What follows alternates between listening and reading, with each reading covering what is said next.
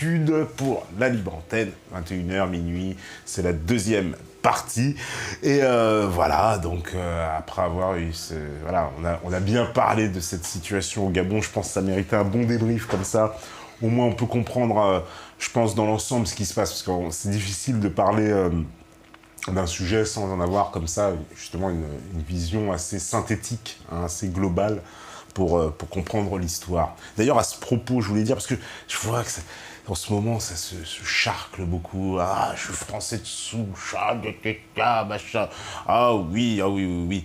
Vous shootez tous là-dessus. C'est vrai que cette histoire avec maintenant l'identitarisme blanc, hein, avec certains complètement qui se présentent, la race supérieure, etc. et compagnie, c'est fou comment en fait ils répondent à ce qu'ils reprochent, hein, qui est une espèce d'africanisation des esprits eux-mêmes, hein, c'est-à-dire le clanisme, parce que vous savez, voilà, les Africains le savent, hein, parce que quand on en parle en privé, d'ailleurs, personne ne s'y oppose, quand on est en public, bon, déjà, c'est un sujet un peu plus tabou, mais on sait qu'en Afrique, le clan est au centre de l'organisation sociale, dans la mesure où même quand on appartient à une nation, ça ne suffit pas, et d'ailleurs même souvent ça ne veut rien dire, c'est le clan qui prime. Hein. Quand vous allez dire, je sais pas, je suis camerounais, je suis gabonais, je suis ivoirien, sénégalais, malien, en fin de compte, vous savez très bien, et là je m'adresse évidemment aux Africains, puisque ça, un Africain, un Européen, bon, il va lui dire je suis sénégalais, il va pas aller plus loin que ça. Mais d'un Sénégalais à un Sénégalais, ah non, je suis Peul, ah non, je suis Wolof, non, je suis machin, etc., etc. On n'a pas la même ethnie, on est Bété, on est Baoulé, on est Fang, on est voilà, Bamileke et compagnie. Donc on est tous voilà d'ethnies, de clans différents. C'est comme ça que ça s'organise en Afrique. Et c'est le clan qui est prioritaire. Et là, dans ce système identitariste, voilà, Rome de souche, c'est marrant, quand on me dit, voilà, oui, moi je suis français de souche, moi je suis blanc, gna gna gna, bon, bah c'est un peu ce même système qu'on importe, et je pense qu'on s'éloigne toujours un petit peu plus, en fait, de ce que devrait être la vraie vision de la nation, à mon sens. Et c'est pas forcément la vision républicaine, hein, j'en ai rien à foutre, moi. Je sais que ça me posera des problèmes un jour, ils vont dire « Oui, mais t'aimes pas la République !» Non, je suis pas spécialement fan. Hein. Alors, la République de Benajam, oui. mais la République de Valls, non. Voilà, voilà. Donc ça paraît clair, mais voilà, c'est pour les espèces de gens, là, oui, le tribut, peuple élu, etc. Bon, français de souche. Hein. Moi-même, je suis français de souche, hein, ce tarif-là. Hein. Messieurs les identitaires, j'ai la moitié des gènes de souche. Ah, ça suffit pas, merde. Non, mais voilà, non, mais faut être un peu sérieux à un moment, parce que de toute façon, oui, la France, je pense pas que, même si demain, voilà, il va y avoir des frictions dans cette société française, et d'ailleurs on va en parler justement de la France, eh ben, faudra quand même, je le pense, s'habituer à ce qui est une forme de non-blanc, hein, qui va subsister en France. Il va falloir faire avec, ou je vois pas comment il pourrait en être autrement. Ils vont me dire, on va t'égorger, te pas. Ouais, bah, vous allez vous transformer en État islamique, alors. Hein, voilà, le fameux, parce qu'en France, oui, ça secoue. Alors en ce moment, ça secoue, ça a pas mal secoué cet été. Ça a pas mal... oui, tu as trop de mélanine. Ça a pas mal secoué cet été. Et voilà, les attentats... alors les attentats, bon, on les a connus, il y en a eu beaucoup depuis, c'est Charlie, machin, le 13 novembre, le Bataclan, Nice, et plus, je ne vous compte pas toutes les attaques et autres, je vous épargnerai tout ce qui s'est passé cet été en France, en Allemagne et ailleurs. Ça a évidemment plongé le pays dans le pays et tout le continent, évidemment, dans, il faut bien le dire, une forme de, justement, alors là, on va parler clairement, justement, d'identité. Hein. Pour moi, l'identité, c'est évidemment fondamental, parce que on ne peut pas savoir, je veux dire, il faut savoir qui on est, quelle est notre histoire, pour, évidemment, pouvoir savoir où on va, hein, je veux dire. Donc c'est assez fondamental. La France, elle s'est beaucoup fourvoyée, on va dire, un peu dans dans ce principe de l'identité à cause, pour moi, de cette vision républicaine. Je ne suis pas le seul à le penser, on est plein, voilà, de cette vision, évidemment, mondialiste qui a été imposée, la nation étant devenue ONI, etc. Donc, tout ce qui touche aujourd'hui à la nation est sans cesse ramené à des choses négatives. Comme si, voilà, il y avait évidemment soit son passé historique qui ne va pas, soit la revendication même d'aimer la nation qui serait suspecte parce que porteuse d'un racisme ou d'un, on va dire, je vais faire un néologisme, une exclusivité, en tout cas le fait que, au sens étymologique, on exclut les autres, voilà, ce serait seulement un petit groupe qui pourrait former ce socle de la nation. Toute la question, évidemment, du débat qui va se jouer à la présidentielle, elle va prendre en compte ces questions. On va être obligé de parler des migrants, on va être obligé de parler de l'immigration, parce que on ne pourra pas différencier non plus migrants, immigration, parce que migrant, et c'est un terme, j'ai envie de dire presque de novlangue pour désigner une immigration clandestine, et l'immigration étant, elle, l'immigration légale. Mais tout ça fait partie d'un seul et même thème, un seul et même sujet. L'Europe arrive à saturation, on a vu arriver des millions de migrants. On voit bien que l'organisation de ces migrants est faite, voilà, je l'avais expliqué cet été, mais il y en a, ils ne comprennent pas encore, je veux dire que c'est les États eux-mêmes.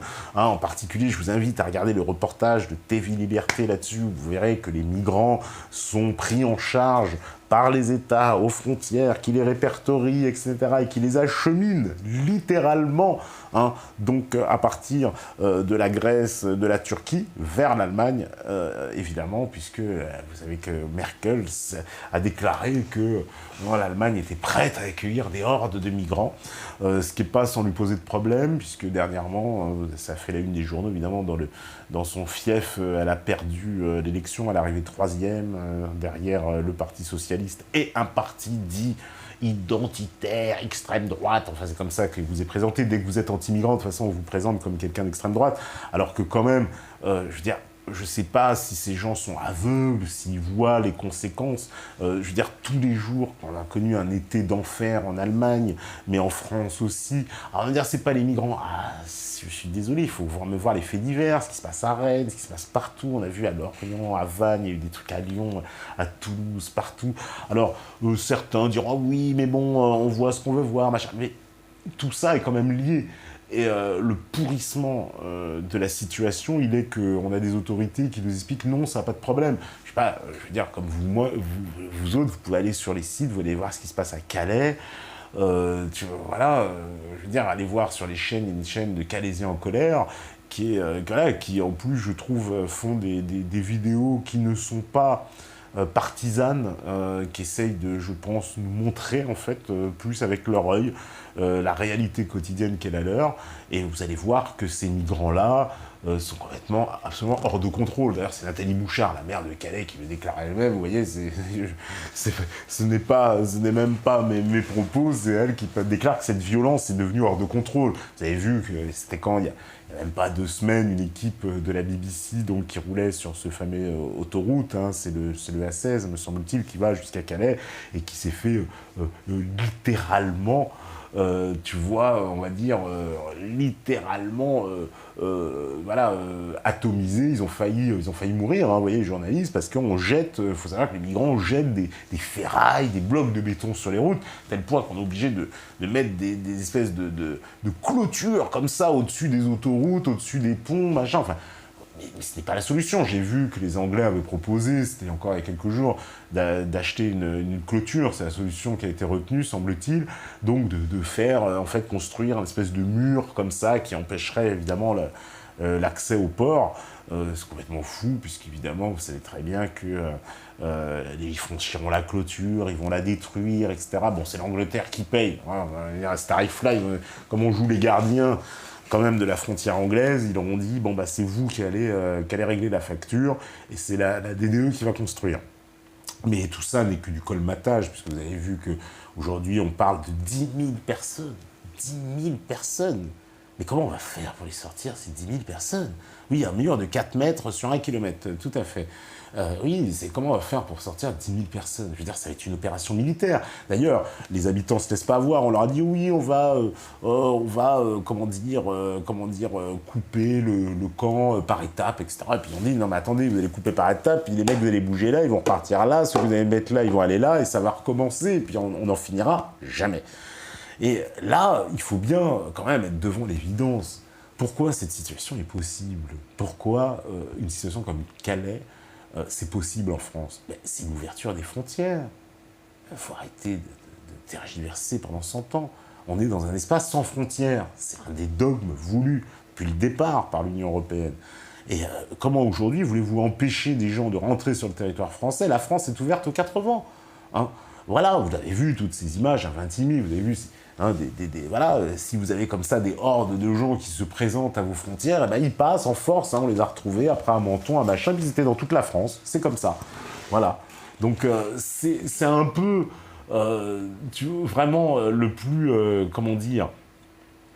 plus utopiste possible de penser qu'on va pouvoir intégrer des peuples en entier, comme la politique qui est en train de mener l'Union européenne, qui a encore aujourd'hui voulu sévir encore contre Viktor Orban, puisqu'on a vu un des responsables de la Commission dire qu'il faille sortir la Hongrie de l'Union européenne, puisque vous savez que la Hongrie s'est mise à la tête de ce qu'on appelle aujourd'hui le groupe de Visegrad, avec la Pologne, avec...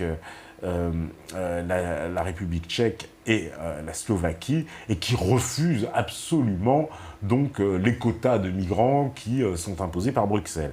Hein, vous savez que la Hongrie a même bâti un mur entre sa frontière avec la Serbie pour empêcher justement ces flux migratoires. Donc voilà, donc ces pays-là ont usé de ce qu'on appelle la souveraineté. Hein, voilà, Viktor Orban, il n'a fait que appliquer son droit souverain à protéger son pays, son espace, et ne pas vouloir accepter cette invasion voulue. Alors oui, je pèse mes mots, oui, moi je dis oui aussi que c'est une invasion, dans la mesure où elle a été organisée.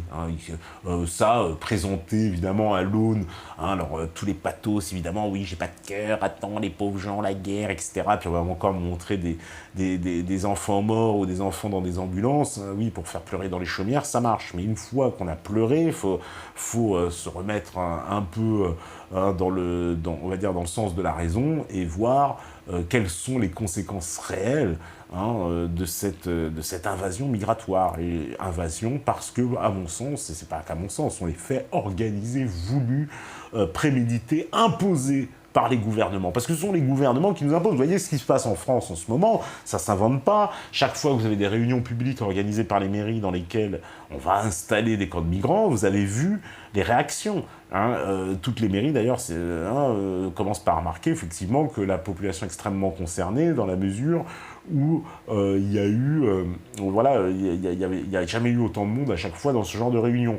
Et ce genre de réunion, je suis désolé, elle tourne court, parce qu'à chaque fois, les habitants sont contre, et on a un décalage, absolument on va dire, on a l'impression d'avoir des autorités qui ne sont plus du tout en phase avec leur population. C'est le vrai monde d'Orwell, avec des gens qui vous vendent un monde qui n'existe pas, une paix qui n'existe pas, toujours basé sur ce discours, l'immigration c'est une chance pour la France, les gentils migrants, ne croyons pas ce qu'il y a à la télé, pas d'amalgame, plus personne n'y croit. Alors là, personne n'est dupe sur ce discours-là, et c'est un discours qui passe de plus en plus mal en France, et pour cause. Voilà, et les Français me font assez plaisir, quelque part, de ne pas céder au chantage de l'antiracisme, qui voudrait que parce qu'ils prennent une position contre cette invasion migratoire, contre l'installation de ces migrants dans leur village, se taisent, parce que la doxa antiraciste, vous savez, est terrible et peut vous tomber sur le coin du nez si vous osez critiquer ou remettre en cause une politique sur les migrants, parce que voilà, c'est comme ça, c'est un élément très important. Or, les Français ont décidé de braver un peu ce tabou, d'ailleurs ils le bravent de plus en plus, pour exprimer leur mécontentement et leur refus de voir cette installation, parce qu'ils voient bien, on a vu ce que ça donnait en Allemagne, et on n'a certainement pas envie que ça donne la même chose en France, dans la mesure où, ne nous trompons pas, il y a déjà des grands problèmes de communautarisme, il y a déjà des quartiers entiers communautarisés, territorialisés, qui clairement ne sont plus des zones qu'on pourrait appeler francisées. Je vais reprendre l'expression d'Abosi, les zones francisées, il parle de zones défrancisées, voilà, l'expression me semble juste.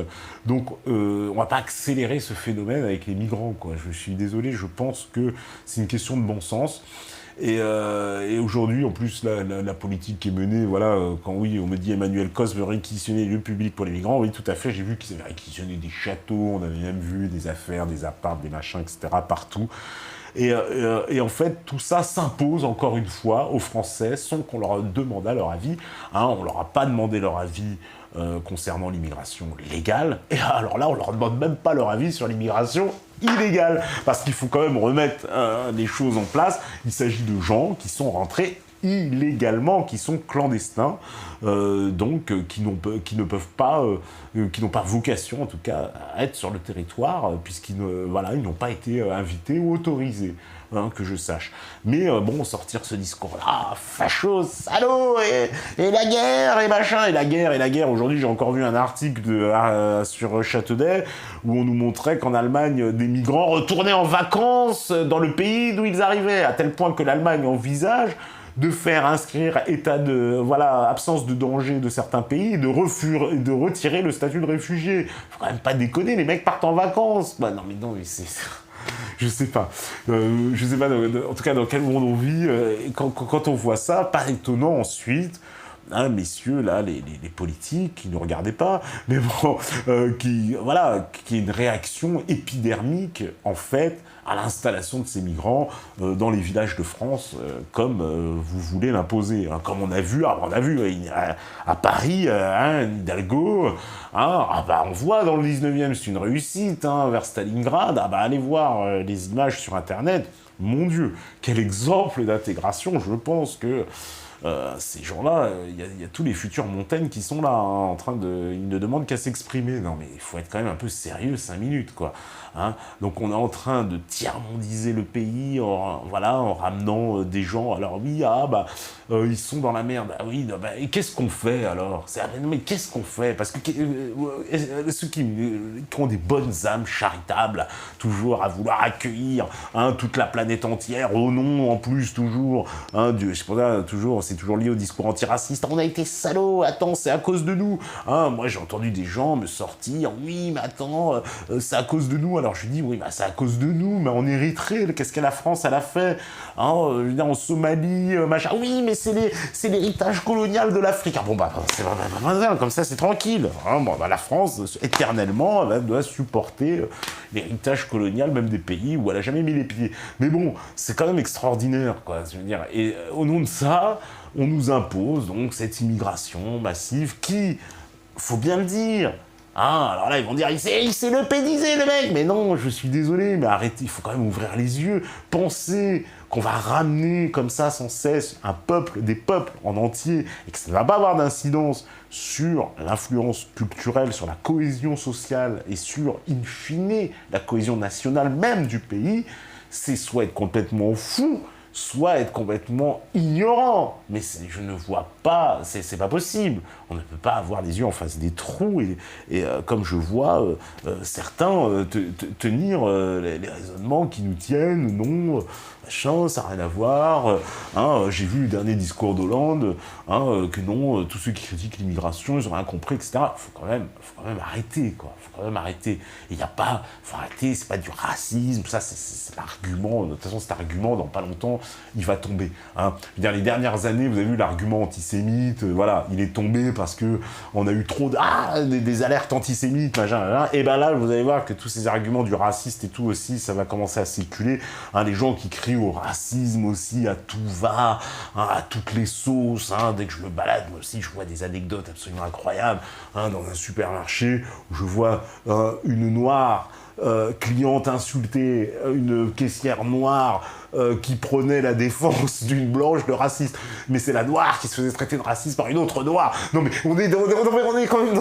La France devient un pays qui marche sur la tête. À un moment donné, il va falloir vraiment... peut-être, oui, reprendre les pieds sur terre. Et ces histoires de racisme, il va falloir vraiment les foutre derrière nous. Moi, je m'en fous, allez-y, voilà. Ah, sale noir, je m'en tape. Sale noir, je t'emmerde. Voilà, moi, c'est aussi simple que ça. De toute façon, on ne pourra pas changer ni les uns les autres de couleur, ni rien. J'en ai rien à foutre. Et si ça plaît pas aux gens, bon, bah, il y en a qui n'aiment pas ma tête. Ouais, il y a trop de mélanine, machin. Bah, j'y peux rien, c'est comme ça. Hein, et ça pourra pas changer. Hein, voilà. Mais après... il faut quand même faire la part des choses entre ce qui est en train de se passer en France en ce moment et en Europe, avec quand même une classe dirigeante qui essaye d'imposer un peuple à un autre peuple, sans que lui demander son avis. Quoi. Je veux dire, à un moment donné, est-ce qu'il est d'accord? Je veux dire, c'est quand même le minimum qu'il y ait des gens qui s'expriment et qui te disent est-ce que, je veux dire, t'es quand même d'accord ou pas d'accueillir, je veux dire, quand il y a quelqu'un qui vient chez vous, on vous demande, enfin, en théorie, c'est vous qui décidez si vous avez envie que la personne soit là ou pas. Eh ben, un pays, je suis désolé, je vois pas la différence avec une maison, c'est pareil. Ce sont les habitants qui décident si il y a des gens, mais là, je suis désolé, c'est... on a fait rentrer tous les potes, et puis en plus il s'installe, et non, bah non. Et il a les pieds, en plus, les pieds sur la table dans le salon. Alors là, encore moins. Mais voilà, ce n'est pas possible, quoi. Voilà. Alors, qu'est-ce qu'on me dit Tepa me rassure, c'est pour ça que j'ai quitté l'île de France. D'accord. Oui, bah, non, mais mon cher, oui, effectivement, l'île de France est assez invivable. Hein. Moi-même, je suis ici parce qu'on continue nos activités. Mais franchement, je ne trouve pas forcément, je veux dire, l'ambiance pourrie qui est en train de s'installer dans cette région, effectivement, est assez nauséabonde et plutôt préjudiciable à l'ambiance générale. Hein. C'est pas, évidemment, l'Île-de-France est loin d'être l'endroit le plus agréable de France. Ça devient assez pourri. Et cette situation, justement, des migrants, en train de pourrir certains coins. Je veux dire, moi, j'habite dans la Seine-Saint-Denis, c'est notoire. Hein, vous verrez, il y a des camps absolument... On parlait des Roms, bah, ils sont tous en Seine-Saint-Denis. Hein, je suis désolé. Voilà, et après, on va me dire, mais il faut que tu acceptes les Roms. Mais qu'est-ce qu'on a fait? On les a bombardés, on les a colonisés, on les a mis en esclavage, ces Roms. On est obligé de les accepter. Mais c'est pas... Je m'en fous des Roms, mais bon... Mais qui viennent, mais arrêtez de me dire que ces gens-là vont s'intégrer, quoi. Ah, faut leur donner leur chance et tout. Mais arrêtez, ils vont donner leur chance. Mais on donne pas leur chance à des peuples. On donne leur chance à des individus, bien sûr. Oui, des individus, oui, peuvent s'intégrer, individuellement s'intégrer. Mais vous allez croire que quand vous allez venir, un peuple entier qui va venir, il pose ses valises, vous croyez qu'il va s'intégrer à l'autre peuple, ils vont fusionner? Ben dans ce cas, oui, il faut les marier de force. Mais sinon, ils ne s'intégreront pas. Ils vont continuer à former un peuple. Et pour preuve, ces gens-là sont installés depuis des siècles en Europe de l'Est, en Hongrie, en Bulgarie, en Roumanie. Et est-ce qu'ils se sont fusionnés avec les populations locales là-bas, déjà depuis des siècles? Alors, vous croyez qu'ils vont se fusionner ici? Enfin, moi, je sais pas. C'est un peu cette espèce de cécité de gauche, au nom de l'humanisme égalitariste, que tous les humains, et qu'on est tous pareils, et qu'on doit accueillir tous les humains. Ce qui est de la folie, parce que hein, les migrants, là, justement, moi, je voyais l'Arabie Saoudite qui se propose de construire 200 mosquées en Allemagne, mais par contre, 0 migrants chez elle. Hein. Mais ils ont de la place là-bas, puis ils ont de l'argent. Hein. Alors, pourquoi ils n'en accueilleraient pas aussi? Pourquoi ils ne prendraient pas leur part? Hein. Et puis eux... C'est pas un peu à cause d'eux aussi, la destruction? Alors c'est vrai que nous, nos pitres qui nous gouvernent ont participé à ces destructions de la Syrie et compagnie, la Libye. Mais eux, et le Qatar, et l'Arabie Saoudite, et tous ces pétromonarchies là, hein, qui eux aussi ont les mêmes méthodes que Daesh, décapitent les gens, les accrochent à des crocs de boucher. Hein, vous avez vu encore la nouvelle vidéo de Daesh. Hein, il y a encore des gens pour dire non mais Daesh, machin, oui, non mais bon, moi je veux bien Daesh, c'est les sionistes, oui mais bon, il y a bien des gens qui décapitent, et puis on connaît leur identité, ils habitaient en France et machin, alors les sionistes, d'accord, mais bon, d'un moment, je veux bien, mais bon, faut aussi regarder les vidéos, quoi, tu vois, je sais pas, enfin, c'est quand même fou, quoi. Enfin, hein, on me dit, en fait, les migrants en Ile-de-France, ça fera l'armée qui protégera les politiques quand le peuple voudra les virer. Ils ont tout prévu. Ça, c'est une remarque intéressante. C'est une remarque très, très, très intéressante. Parce que, oui, effectivement, oui. Au nom du sionisme, du mondialisme, mélangez-vous, gros, on s'enrichira sur vous, en gros, tapez-vous dessus. Oui, voilà, c'est pour ça, je veux bien comprendre qui est la main de certaines officines. Alors justement, cette année, je voulais en parler. Il peut y avoir, et il y a, ça paraît évident, la main de certaines officines qui, par le biais d'associations, donc on connaît les truchements financiers, on soutient financièrement certaines associations. En particulier, je vous invite à lire un article qu'on avait paru sur le site il n'y a pas très longtemps sur les Soros Leaks, donc vous savez, des gens qui ont piraté évidemment les mails de Soros, les boîtes mail, et on a pu, grâce aussi aux éléments qui ont été diffusés sur la base de données, savoir quels étaient les financements de la fameuse Open Society, vous savez, qui est le paravent du financement de tout un tas d'associations qui, en fait, est au service, on le sait, de la CIA, de certaines officines. Et puis, intéressez-vous, évidemment, à ce personnage qui est George Soros. Hein, et vous allez vite comprendre qui est le personnage. Et donc, ce monsieur, qui est milliardaire, finance, entre autres, les Femen, tout un tas d'organisations. Et en France, il en finance énormément. Semble-t-il que la France est même un des pays d'Europe dans lequel il investit le plus, parce qu'il faut absolument influencer l'opinion publique. En France, hein, les deux pays d'ailleurs qui font l'objet d'investissements massifs de la part de l'Open Society, c'est la France et la République tchèque. Et donc en France, on le savait déjà, nous avions accueilli ici Georges Louitin, qui est le représentant du CRAN, le Conseil représentatif des associations noires, qui nous avait tout à fait confirmé à l'antenne, hein, ceux qui doutent de la séquence, encore une fois, c'est de sa bouche, c'est pas moi, qu'il avait bien des financements de George Soros. D'ailleurs, il apparaît dans les fameuses listes du Soros Leak. Mais il avait parfaitement confirmé l'association. On a su aussi qu'il y avait la Quadrature du Net, hein, qui avait aussi reçu des subventions. Et on apprend aussi que parmi eux, il y a le CCIF, donc le Comité contre l'islamophobie, hein, vous savez, avec Marwan Mohammad, donc, qui depuis peu occupe l'espace médiatique. Il a remplacé une parole musulmane tout d'un coup qui est arrivée dans les grands médias. Quelqu'un qui, je dois dire, manie le verbe avec aisance et faut bien quand même l'avouer, est beaucoup plus crédible que d'autres représentants, comme on a eu Chaloumi et autres, hein, voilà. Et puis, c'est vrai que la télévision a souvent eu l'habitude, vous ne me contredirez pas, de présenter des représentants de la communauté musulmane. Souvent, on vous présente un espèce de mec blédard avec un accent à couper au couteau, quand vous dites, oui, mais non, mais il vient d'arriver, oui, la France, c'est mon pays et tout, et vous dites, non, mais attendez, c'est absolument pas crédible, ça, ils en ont fait à toutes les sauces. Voilà, au moins, je reconnais que dans le choix du casting de Marwan Mohammad, on a pris quelqu'un de qualité. Et donc, ce personnage, voilà, qu'on a vu, c'est vrai, dans toutes les chaînes de télévision, on le sait, aujourd'hui, a été financé aussi par George Soros. Alors, certains diront, c'est pas très grave, etc. Enfin, moi, j'estime quand même que ça signifie quand même pas mal de choses. Et quand bien même il est musulman, quand bien même il défend les musulmans, ceux qui nous parlent toujours des manipulations sionistes et de voir les sionistes derrière toutes les virgules, on peut quand même s'inquiéter de voir que cette organisation qui est censée défendre les musulmans étant l'organisation, l'une des plus, en tout cas, très principale aujourd'hui, qui mène des actions, on va en parler, et elle aussi financée par Soros. D'ailleurs, au même titre que la LDH, la Ligue des droits de l'homme, qui elle aussi bénéficie de subventions de Open Society. Je crois que l'année dernière, ils ont touché 60 000 €, quelque chose comme ça, vous voyez, c'est très bien. Ces gens-là, donc vous avez vu que ils ont été très actifs, évidemment, dans l'histoire du Burkini, à tel point qu'il y a même, vous voyez, vous êtes sur Beta TV, donc on peut parler conspire, on n'a pas peur.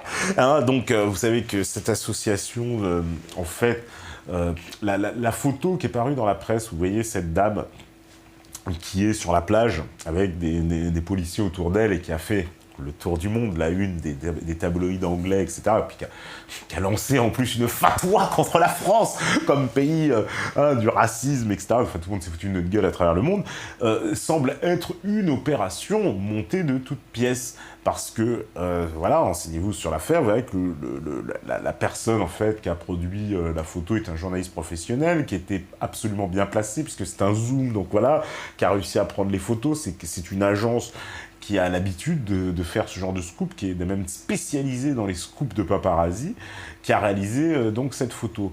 Tout comme l'incident qu'on a tous suivi de Tremblay en France, hein, avec cette conversation filmée au portable, une altercation entre un restaurateur et deux femmes voilées, qui aussi semble assez suspect, puisque les femmes habitent très loin, une semble-t-il habite à Trappes, l'autre à Argenteuil, on se demande bien ce qu'elles allaient manger, effectivement à Tremblay, bon machin, mais qu'elles savaient qu'elles allaient tomber dans un restaurant. Enfin, tout ça semble un peu,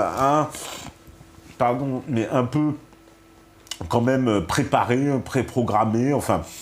Il y a des choses qui laissent à penser qu'il peut y avoir en tout cas une orchestration de tout ça. Voilà, en tout cas le CCIF se présente aujourd'hui, à mon sens, alors ça plaira pas aux musulmans qui nous regardent peut-être, hein, parce que voilà, il y a la solidarité communautaire qui va parler, qui va être plus forte que la raison, mais pour moi on est en train de créer un CRIF musulman. D'ailleurs qui semble parti pour avoir un pouvoir aussi démesuré que son alter ego, et peut-être même encore plus, dans la mesure où les musulmans aujourd'hui représentent une grande population en France, et donc on l'a vu lorsqu'il a voulu mener des actions, une de ses dernières actions ayant été de signaler les propos d'Éric Zemmour au CSA qu'il a tenu dans l'émission C'est à vous, qui ont fait l'objet, je crois, de 700 signalements une journée, voilà, après que le CCIF eut appelé à signaler la vidéo d'Éric Zemmour. Donc le CCIF va prendre de l'importance. Je vois que beaucoup de représentants de la communauté musulmane, quels qu'ils soient de tous les bords, invitent à aller s'inscrire, à voter pour le CCIF. Et j'ai l'impression qu'il fait assez l'unanimité dans la communauté musulmane, ce qui est une première, parce que on sait qu'il y a eu des dissensions, etc. Et pourtant, voilà, moi, je veux dire, bon, Marwan Mohamed, je serais enchanté de le recevoir, d'ailleurs on l'a même invité dans l'émission, mais je constate quand même, c'est quelqu'un qui a fait des interviews avec d'autres personnes beaucoup moins recommandables, et je me demande bien où est-ce qu'il se place, en fait, aujourd'hui, quand on lui rappelle ça, puisqu'il y a des personnes même avec qui il a accordé des interviews à l'époque, qui aujourd'hui en appellent à la mort de Français pour Daesh, en faisant des vidéos, comme vous connaissez tous ces vidéos de l'État islamique. Mais oui, la bourgeoisie musulmane. Alors c'est intéressant ce concept de la bourgeoisie musulmane. La bourgeoisie, c'est marrant.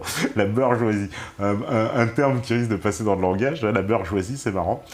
C'est un concept en plus qui est très cher à notre Jacques Attali, qui l'a beaucoup développé.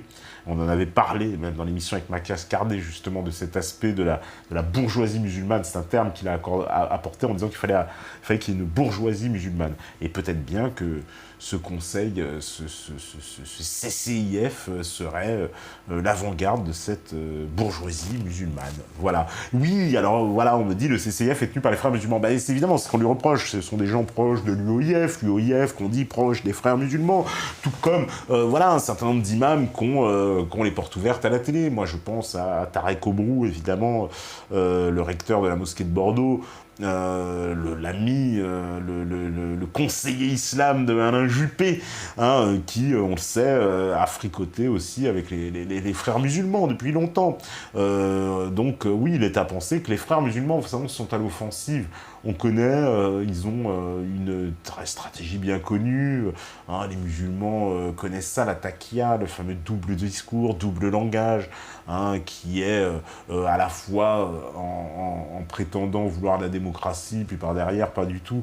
Voilà, c'est un peu ce qui est à l'œuvre certainement aujourd'hui. à décrypter en tout cas. Oui, on me dit, t'as entendu parler, oui, bien sûr, de l'opération Ronce évoquée par Zemmour. Que penses-tu de sa véracité, sachant qu'elle a été récemment démentie par l'état-major, bien entendu. Oui, ça m'étonnerait que l'état-major va dire ça. Bon, connaissant Zemmour, ses appointances avec, vous savez qu'il voilà, il y a des gens dans l'état-major, en particulier le frère d'un certain homme politique très connu, hein, qui est dans ces instances-là, qui aurait très bien pu donner ces informations à Zemmour. Donc je pense qu'il ne se serait pas lancé cette information-là sans avoir de vraies bases réelles. Hein. Voilà, Zemmour, c'est quelqu'un qui connaît beaucoup de gens, évidemment, qui rencontre beaucoup de gens par son métier, évidemment, et qui forcément a pu avoir des indiscrétions sur ce genre d'informations. S'il les a balancées dans son livre, j'aurais plus tendance à le croire. Je vous dis sincèrement, vous savez, il y a des plans absolument pour tout, hein, ne croyez, voilà, donc s'il y a un plan dans cet esprit-là, ce serait pas étonnant, vous savez, il y a des plans en cas d'attaque nucléaire, en cas de machin, en cas de truc, en cas d'attaque de cafard, enfin non, mais l'armée et les machins, les services de sécurité sortent des rapports sur tout, sur des plans, comment récupérer, etc. Donc oui, pourquoi pas, ça me semble être crédible, oui, voilà, maintenant évidemment je peux pas confirmer, infirmer, voilà, je m'en tiens à la parole de Zemmour, mais j'ai du mal à croire qu'il puisse inventer tout de toutes pièces, de quoi, c'est un mythomane compulsif à ce moment-là, j'ai du mal à le croire, non, moi j'ai le sentiment plutôt d'une indiscrétion et de quelque chose qui me paraît du sens de la logique qu'on se soit intéressé à ces sujets-là. Voilà. Stan Maillot a parlé du projet Alfie, armée de libération de la France islamisée. Alors là, je ne connaissais même pas. Voilà, donc j'apprends, je suis comme vous. Zemmour est un bon juif, oui, je sais. Alors ça, je trouve ça un petit peu bas, pardon, mais de présenter tout le temps Zemmour, voilà, encore une fois, on ramène les gens à ce qu'ils sont de l'ethnie, de leur race, et on voudrait nous expliquer que parce qu'ils sont de telle race ou de telle ethnie, forcément, cela va avoir des incidences politiques. Hein. Un peu comme moi, bon bah voilà, y a des Africains qui vont regarder, ah bah il est noir, il est africain, il doit penser l'esclavage, et que les blancs c'est des salauds, et que les machins, machin. Ah voilà, bah non, ils pensent pas comme ça, ah c'est un salaud, c'est un nègre de maison, ah c'est un machin. Voilà, cette vision-là, mais vous savez, il faudrait qu'on en sorte un jour, hein. Ça va être compliqué, hein, j'ai l'impression, parce que plus ça va, plus on est revenu voilà, à une espèce de concurrence ethnique, une espèce de concurrence ethno-culturelle, mais qui va pas trouver de sens, on va pas trouver... je sais pas comment on va faire pour pouvoir, en tout cas, réussir à aller dans le sens de quelque chose de cohérent si chacun se renvoie à la figure sans cesse son ethnie et sa race. Voilà, on préjuge que Zemmour, bon bah il est juif, alors c'est un sioniste, il est pour Israël, il est pour machin, etc. Et dès que vous allez vous retrouver devant un juif, vous allez avoir donc ce réflexe-là. Moi, je suis désolé, alors là, je vais faire mon gauchiste peut-être, mais moi je ne suis pas dans ce problème-là. Hein. Je suis désolé, c'est pas du tout ça. Voilà. On me dit, que penses-tu de la réponse de Kerry James Henri Lesquin, sa chanson de Musique Nègre? Ah, je n'ai pas entendu, mais à culpa, j'écouterai, et je vous dirai ce que j'en pense. Ouais, sans problème. Ah oui, et puis on a déjà parlé des chansons de rap. Hein. Oh, j'ai les rappeurs sur le dos, moi, vous savez, je compte même plus. Salaud, Front National, il a changé. Bon, on est habitué à ce genre de pérégrination. Et de rodomontade, on me dit de pas être un patriote. Ben oui, je pense, moi, être un patriote. Moi, oui, moi, j'aime la France, je le dis haut et fort, j'ai pas honte. Je suis complètement en phase avec ce pays, je me sens bien dans ce pays. Je n'aime pas, comme tous les gens qui sont attachés à leur pays, qu'on le critique sans raison, je n'aime pas qu'on l'insulte sans raison, je n'aime pas, comme j'ai mon attachement, qu'on le dénigre sans raison. Voilà, j'essaie d'être cohérent. Moi j'aime la France m'a jamais dérangé. La France, qu'on me dit, oui, mais alors la France c'est un pays de blanc. Bah ouais, ça me choque pas non plus. Bah ouais, comme il y a des Chinois, des pays d'Asiates, des pays noirs, voilà, bon, bah c'est comme ça, c'est les ethnies hein, historiquement, environnementalement, qui ont déterminé les ethnies, voilà. Aujourd'hui, il y a une mondialisation, donc il y a un peu plus d'échanges, il y a plus de brassage de population, mais pour moi, la France doit rester la France, il y a une histoire, il y a une culture, voilà, il faut qu'il y ait la continuité de cet héritage. Et moi, je me sens gardien, comme beaucoup, d'un héritage, voilà, français aussi, et que lequel, justement, je me dois de plutôt le conserver, le pérenniser, et pas essayer de le détruire. Donc moi, je n'ai pas ce sentiment d'anti-France. Voilà, je n'aime pas je n'aime pas ce sentiment de dire pourquoi cracher. Oui, en plus au nom de l'histoire. Ça, je trouve ça encore plus, pardonnez-moi, mais stupide. Hein, les gens qui vous jettent sans cesse le carnet historique de la France à la figure, quoi. Parce que les carnets historiques, comme je vous dis, qu'on aille chercher les poux dans les têtes des autres. Et souvent, ceux qui vont chercher les poux de la France, ils vont pas chercher les poux, hein, dans leur propre tête. Donc à un moment donné, c'est pour ça que cette aberration, faut en terminer. Faut en terminer, puis il faut choisir à un moment donné, voilà, je suis désolé, il faut choisir. Quand je dis faut choisir, au sens si vous aimez la France, vous le dites, mais si vous n'aimez pas la France, que c'est un pays qui vous exécrée, que non, mais il faut pas rester.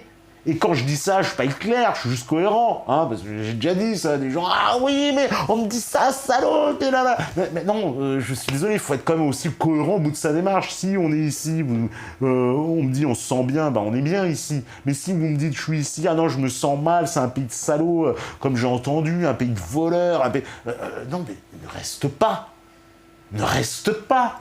Faut être cohérent, faut aller au bout de sa démarche. Je ne reste pas dans un pays où je me sens mal, c'est des voleurs, des salauds. Imaginez si en plus on me force à vivre quelque part. Je veux dire, moi demain je vais immigrer dans un pays, hein, je vais dire au Népal. C'est pas des noirs, des blancs, des machins. Ah, j'arrive au Népal, là, c'est des salauds, les gens m'énervent, je vais tout faire pour me barrer. Je vais pas rester. Ah ouais, mais au Népal, j'ai des allocations. Ah ouais, au Népal, sans bosser, on me file 600 boules par mois. Ah, je vais peut-être rester au Népal, c'est des bâtards, mais je vais rester.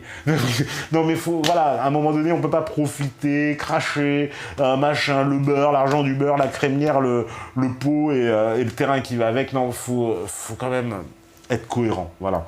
Et que chacun a besoin un peu dans ce pays, peut-être de retrouver un peu de cohérence intellectuelle dans ses actes, dans ses dires, et que les gens qui veulent nous expliquer qu'ils se sentent pas bien, qu'ils n'aiment pas ce pays, que parce que c'est des salauds, parce que les Français sont ci, ce sont des racistes, il ne faut pas rester.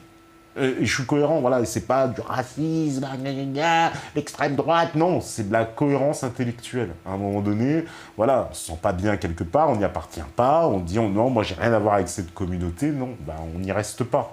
Voilà, c'est tout. Ça me semble évidence. Voilà, il n'y a rien de choquant là-dedans. Voilà. Oui, non, mais il y a des gens qui m'ont dit ça. C'est un pays de voleurs. Je ne mens pas. Je ne vais pas vous raconter les détails, mais ce sont des conversations que j'ai eues avec des gens et c'est des choses qui m'ont été dites. La France est un pays de voleurs. Elle a tout volé, elle a machin, etc. Bon. C'est des pseudo-panafricanistes qui m'expliquaient qu'en plus, ils avaient tout inventé. Alors, vous savez, moi, mon côté troll, ah bon, et la fusion nucléaire, l'automobile, les satellites. Oui, mais non, pas ça, les verts. Bon, ok, bon. Bon, voilà, on me dit ton iPhone est tombé. Non, pas du tout, c'est mon clavier. Parce que là, bah, si ça c'était mon iPhone, là, on est revenu en 1920. Mais non, mais sinon, voilà, c'est pour dire que oui, il faut arrêter, quoi. On me dit, vous êtes bien naïf, c'est pour ça que la France est en train de tomber. Le jour où tout explosera, se barra avec ses potes en Israël. Vous connaissez pas les Juifs, disait Rissen. Ouais, ouais, non, mais tout porter sur le fardeau des Juifs. C'est vrai qu'il y a... c'est vrai, moi, je le conçois, je l'admets, il y a bien comment dire, une partie de cette élite juive, une grande partie de cette oligarchie juive, qui nous impose ce système de métissage, qui le promeut, qui en fait le vecteur, le moteur, voilà. Maintenant, effectivement, je suis aussi pensé à ce qu'une fois avait dit Renoir ici, c'était très intéressant, quand on lui avait parlé de cette affaire de métissage, il avait beaucoup changé par rapport à ses anciennes vidéos, justement, il disait, mais vous savez, moi, et je trouvais ça très intéressant, il disait, mais vous savez, le métissage, ça se fait parce que les gens, ça marche parce que les gens aussi veulent se métisser. C'est aussi... Alors c'est vrai qu'on en fait la promo, machin, c'est bien le métis, ah là là, machin, dans toutes les publicités, aujourd'hui les films, on vous montre effectivement des couples mixtes. c'est quelque chose, moi, je peux vous dire, qui n'existait pas il y a 20 ans. Mais ça n'existait même pas il y a 10 ans. Voilà, c'était quelque chose qui n'existait pas. Aujourd'hui, c'est dans tous les univers qui sont présentés à vous, dans des publicités, dans des films, dans des séries, on vous présente des couples mixtes, on met évidemment l'accent sur l'exaltation du métissage, du mélange des peuples, etc. Ça me paraît, évident, c'est clair, les preuves sont là. Mais on ne pourra pas se contenter de cette explication simpliste de tout remettre par le sionisme sur l'alpha et l'oméga. Moi, c'est tout ce que je dis. Voilà, c'est que tout ne pourra pas, à chaque fois, s'expliquer par le sionisme. On ne pourra pas mettre le sionisme derrière l'explication de tout, en particulier tout ce qui se touche à ces problématiques de communautarisation, en se cachant derrière son petit doigt, comme quoi les sionistes seraient responsables de tout, et c'est pour ça que tout va mal, parce que eux le voudraient. Non, il faut aller peut-être un peu plus loin, je pense, dans la réflexion, et comment dire, en allant plus loin dans la réflexion, on va certainement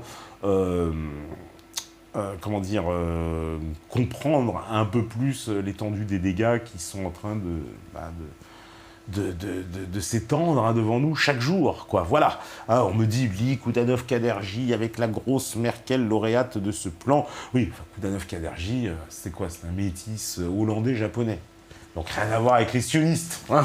Bon, faut quand même pas abuser. Ah, les sionistes sont au Japon aussi, ah d'accord. Il y a des sionistes japonais. Bah remarquez, il y a bien des juifs gabonais. Donc pourquoi pas? Pourquoi pas des sionistes japonais? Après tout, on aura tout vu. Voilà. Le métissage, ce n'est pas bon. Eh ben oui, c'est pas bon. Non, mais le métissage, à l'échelle individuelle, on s'en fout. Chacun fait ce qu'il veut. On va pas contrôler si l'autre, il a envie de marier une blanc, une noire, un machin. On s'en fout. Moi, ce que je n'aime pas, en tout cas, je le dis, bien sûr, je n'aime pas, mais c'est parce que c'est dangereux et que c'est une idéologie qui est derrière, c'est d'imposer le métissage comme un projet de société. Voilà, c'est ça qui me dérange profondément. Après, le métissage, je m'en fous complètement. Je métisse moi-même, ce serait quand même le comble de l'absurdité.